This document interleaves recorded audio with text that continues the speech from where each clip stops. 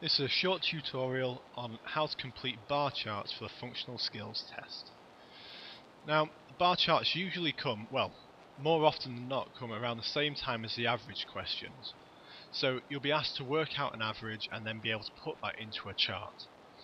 Sometimes you'll even be given a choice of which chart you want to use. Now, personally I recommend using bar chart, they're one of the easier ones to work with, and when we start looking at software later on, again, it's quite easy to be able to do a bar chart. Now, one of the best questions that they use for bar charts is test results. So you'll have to work out, say, the average of test results and then put that into a chart for them.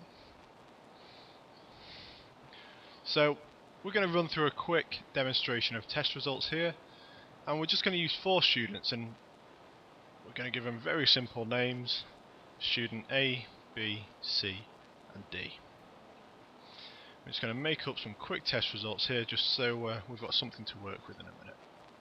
We've got 60, 50, 75 and the student D miles ahead on 90. So we're going to go on to some graph paper now, but we'll keep coming back to this just to keep a check of what results we're using. So this is an axis that I created earlier. So as you can see, we've got the vertical axis here that goes up the side and the horizontal one that goes along the bottom. Now what we tend to find is that, well, not what we tend to find, we do know is that every single bar chart will be laid out in exactly the same way. However, because we know we're working with 4 students, I've split this up into 4 different bars by having 4 boxes, so 1 box for each bar.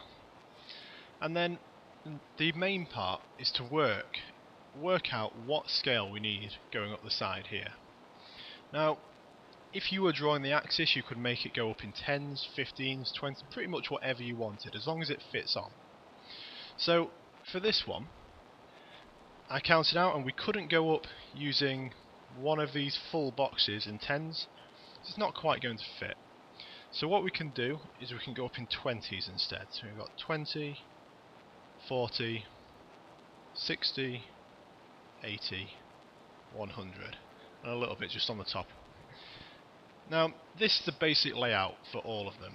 What I would say is to make sure that you are labelling your charts. Everything that could possibly be labelled, make sure you're labelling it. Simply because this is something the examiner will look for in the functional skills test. They will look to make sure you've done all this. So, let's look at putting our first student onto this, shall we? So as you can see, student A got a score of 60. Now, bear with me because I will be freehanding this, so it will look a little bit rough. Obviously, when you come to do it, it's best to use a ruler and make sure that you're making it look as neat as possible. So we'll have student A in the first part here. We know we're going up to 60, so we can just draw a straight line across here. And then take this line down to the bottom, and there's our first bar. Now, one thing to keep in mind with the scale that you're choosing up the side is, yes, it is up to you what scale you use and it can be done in any single way, but just keep in mind that you always have to start with 0. So if you're going up to a number like, I don't know, say 15,000, it doesn't matter what scale you're doing as long as you start with 0. As long as it'll fit on the page and you can start with 0, that's absolutely fine. So let's go back to our test results quickly. We can see student B has got 50. So let's just get this arrow out of the way quickly. Student B. Now, as you can see, we've not got a 50 on here, but we know roughly we're going to be around here, around this point here. One thing to keep in mind, especially when you're using fiddly numbers in your functional skills test, is it doesn't have to be 100% accurate. We're not expecting you to be able to come out and measure everything down to a T. Like, as long as it's in roughly the right area, you will be fine. Just draw that one on again. I've gone a little bit north of where I meant to be. That's much better. So again, same kind of thing, and straight down to the side. So as you can see, if we're looking at student B here, on here, looking at about 50. Again, with the scale that's going up in smaller numbers, so maybe you had going up in 10, 20, 30, it's a little bit more accurate. So when your scale goes up this amount, this quickly, it can sometimes be a little inaccurate. So just be careful of that if you are coming to do your own. So, C, 75. Again, you can see here, if we're going for 75, you know, we can say roughly that 70 is going to be about there. So we know that 75 is roughly going to be at that point there.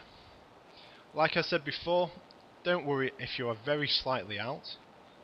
But if you're drawing your line up here, yeah, we know you're out. That's not going to get you marked, unfortunately. But if you're only a tiny amount out, chances are you're not going to get marked down through.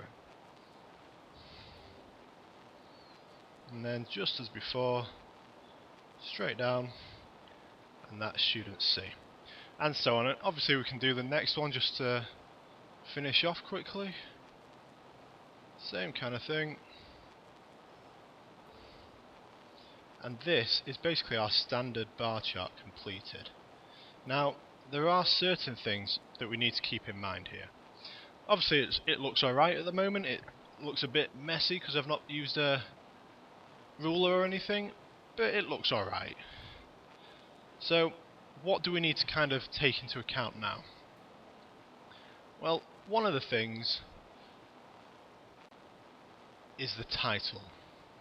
Now, this might sound daft if you're new to functional skills, but labelling everything and titling everything is very important, especially when it comes to doing your actual test.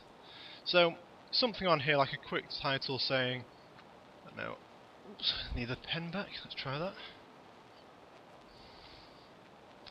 So, a chart showing student test results, something along those lines. Just basically explaining to the examiner what you've done and why. Chart showing student test results. Now, for me personally, I would much prefer people to be underlining titles. It's force of habit for me, it's something I learnt in school and it's something that's stuck with me ever since. So anything title-wise that you've got, any subheadings, anything like that, I do recommend underlining it. Simply because it makes it look neater and it makes it look that little bit more professional when you are showing it. So now we've got that, and yet we've still got a couple of little bits missing. So across the bottom here, underneath what students we've got, obviously we're using A, B, C and D, but sometimes maybe we're using student names. So what we could put across here is just names of students. Again, just explaining to the examiner exactly what you've done. It sounds daft having to do it, but the examiner doesn't know what you've done. He doesn't know exactly what you were thinking at the time, and he wants you to spell that out for him. So there, that's one more, and again, like I say, I much prefer it to be underlined. Again, it just makes it look a little bit neater as well. So the last part is the title down the side. So what this is basically test results. So